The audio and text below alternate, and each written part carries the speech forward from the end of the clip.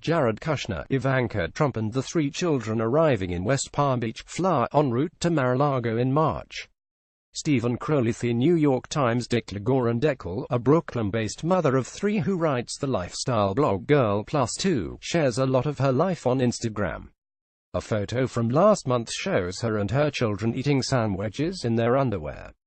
In a rare child-free shot from Burning Man, Ms. Deckle gazes at her husband, Noam, and muses that the desert bacchanal could get me pregnant again. But there is one thing. Ms. Deckle, 36, filters out of her Instagram feed photos of the part-time nanny who cares for her children. Posting your nanny is like posting your address at your kid's school, she said.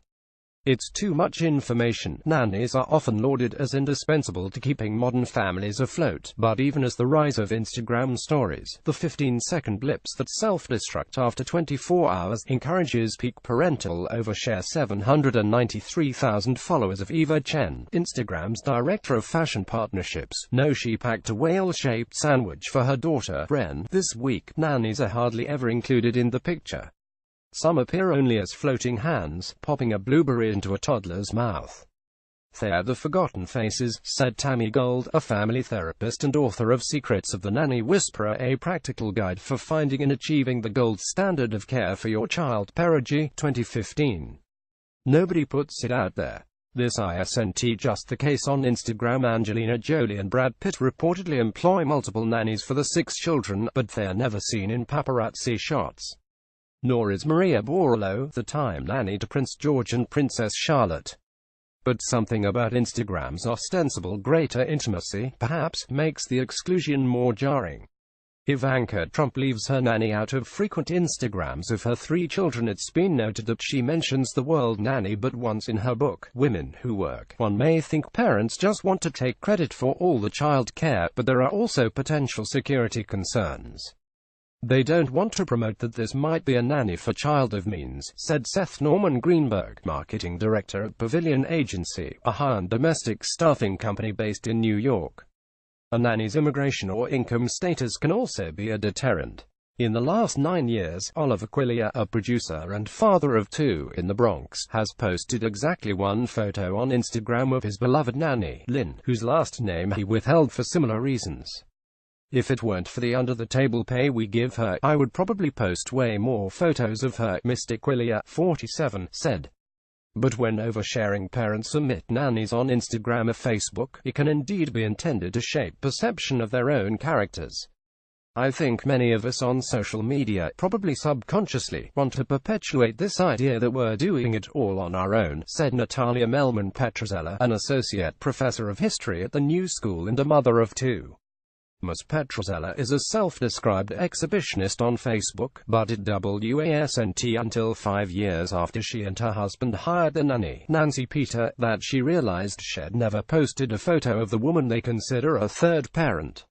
Ms. Petrozella's husband hadn't either, but he's not active on social media. "My children respect and love her so much, and I do too," Ms. Petrozella, 39, recalled thinking. "Why am I making that invisible?" Ms. Petrozella, who is white, had also considered the racial context between her and Ms. Peter, who is Afro-Caribbean. Though Ms. Petrozella is confident the relationship is respectful, the history of white families being ministered to by women of color is not a really beautiful history, Ms. Petrozella said. "Part of me felt hyper-aware about even the impression that any of those dynamics are repeating themselves in our home." While Ms. Peter is not on Facebook, she said she appreciates being included. "It makes me feel part of the family," she said. "I did not give birth to the kids, but I love them very much." Of other parents who don't want pictures with the nannies, she said, "It's not fair. I'm going to tell you the truth, most parents feel that if the children are too close to the nanny, that they're losing something." Lauren Stein, a media executive and mother of 2 boys in New York, says she praises her live-in nanny whose name she'd rather not share in real life, but worries that posting ads to her on Facebook would only make Ms. Stein look fancier than thou and fuel mockery from her relatives. A lot of them crack jokes, like, "Oh, Lauren, you're here without your help. Is that hard for you? Are you surviving?" Ms. Stein, 35, said. That class discomfort goes both ways, according to Grace Savage, a former nanny in Los Angeles. "I think that a deeply institutionalized notion of place is to blame," Ms. Savage, 35, said.